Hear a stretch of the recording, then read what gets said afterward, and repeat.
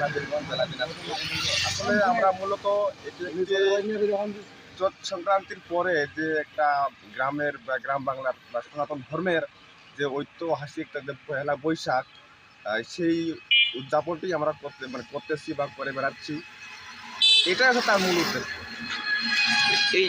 এইটা কতদিন যাবত চলে আসতেছে? এটা আমরা দেখতেছি আদিকাল থেকে আসতেছে, যে মনে করেন আমরা জন্মের আগ থেকে দেখতেছি, আমার বাপ দাদা তার আগে থেকে এটা চলে আসতেছে।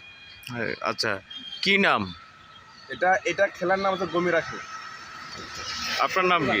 আমার নাম হচ্ছে বিষ্ণু। আচ্ছা, ঠিক আছে। এটা কোনো সম্প্রদায়ের নাম আছে?